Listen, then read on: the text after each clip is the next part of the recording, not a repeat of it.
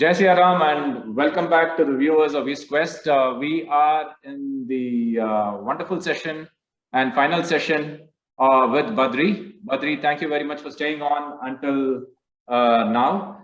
Badri, you were talking about, in your previous interviews with me, you were talking about the models in your book, Jayam. Right. So you said there are models. What models are you giving this book? Raviji, there are three broad models that I'm trying to put across in this book. The first one is Dharma model by Dr. R. Rangan, right? The second is a two-dimensional Varna model, right? And the third one is the model of Swadharma. Yeah, I think I'm aware of the Dharma model because I read it in the book, What is Dharma? Right. By Dr. R. Ranganji. But just for the viewers, could you give us a high-level view of what the model is about, since you have extrapolated the same in your book? Right, Raviji. So I've taken his permission, Dr. R. Rangan's permission, and I've included this model in the book.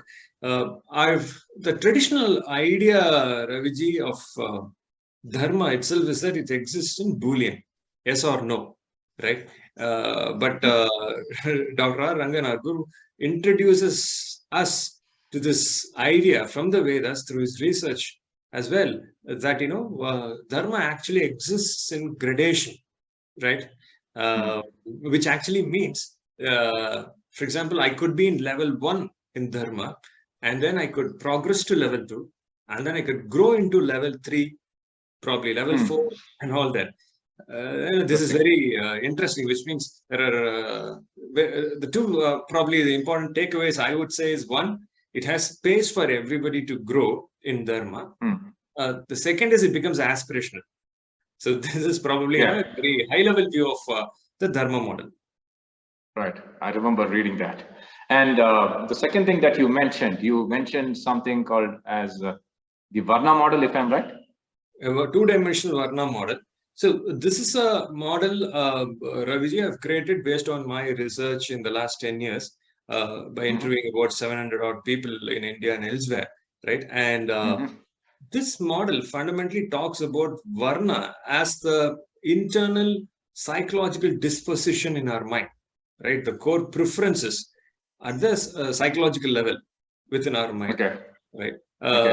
Even, if you look at the Bhagavad Gita, Krishna in chapter 4, sloka 13, right, says guna karma vibhagasa, right? Guna, uses the word guna. What is your understanding of the word guna, Raviji? My rudimentary understanding is that guna means something that might pertain to a psychological disposition or psychological attribute, is what I would say. Exactly. It's a psychological attribute, right? Which means, anybody could become a politician, anybody could become a businessman, anybody could acquire a particular talent and be employed somewhere. Anybody could become a knowledge-driven person, for example, a scientific pursuit, right? Anybody could do that. So it has got to do with one harnessing their internal core preferences, right? Than, looking at one's caste, creed, nationality, race, religion, orientation, or any of these variables, right? These variables don't matter at all, because the core preferences or the psychological disposition is universal. Varna is universal. It's across, that's across all these variables I just gave you. So that's the model I've built, Raviji, and I've also given to a lot of people the last 4.5 years, consulted to them. And, one of the greatest, very interesting things is that we could really set wait a minute. Are you telling me that you are actually using this model in your consulting world in the HR? Exactly. In the consulting work that I do with leaders and across with a lot of people, right, Raviji, I've given this model to people, and we could clearly set career paths for them, give them a fresh new start, a new beginning with respect to their whole career prospects. The career direction is concerned. Very interesting. And how's the reception to that? How do people receive it? Just curious about it. Because of the connotation of it, how do people receive it when you actually tell them that, it takes some time for people to understand their core preferences, but through a consulting mechanism, through a slow coaching mechanism, right?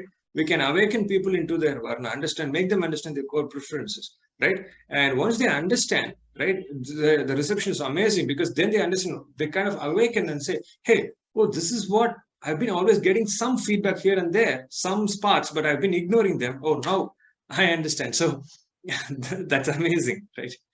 I need your personal time for me to determine, my Varna someday. Sure. But the other model that you're actually talking about, Swadharma model, you said, right? What is that about? Swadharma model, Raviji, tries to answer the question, right? How do I connect, contribute to the world around me, right? In my professional and my personal space, through my professional and personal space, right? Because one of the biggest questions in people's mind is the loss of connection with respect to how they're contributing, how to establish the connection with respect to what am I doing, who's receiving my work, who's really becoming happy because of my work, how is it impacting the world at large. These are questions in everybody's mind, right? And we need to establish this connectedness for humans, right? It's very important, because else we could feel very disconnected, detached from the whole living process itself.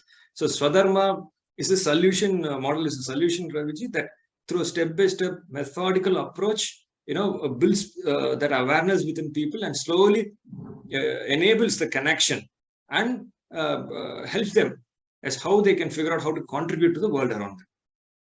That sense of connectedness, I feel, is relevant to a substantial portions of the people that are working today.